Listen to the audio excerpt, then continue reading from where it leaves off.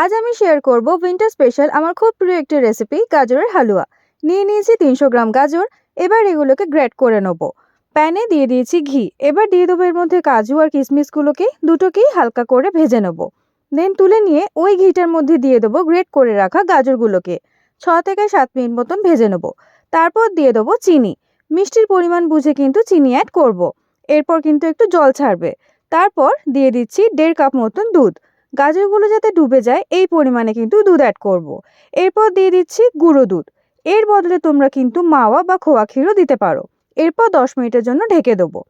10 minute পর দেখো ঠিক এরকম দেখতে হয়েছে। আর কিন্তু শুকনো করব না। এবার এটার মধ্যে এলাচ গুঁড়ো আর কাজু কিশমিশ দিয়ে একটু মিক্স করে নিলে কিন্তু রেডি হয়ে যাবে এই ডেজার্ট পুডিং, যেটা ছাড়া শীতকাল কিন্তু একেবারে অসম্পূর্ণ। এই ইজি ওয়েতে তোমরাও বানিয়ে ফেলো। আর ভিডিওটা ভালো লাগলে লাইক শেয়ার কমেন্ট করে পাশে থেকো। চ্যানেলটা সাবস্ক্রাইব করতে ভুলো না। দেখা হচ্ছে তাহলে নেক্সট ভিডিওতে।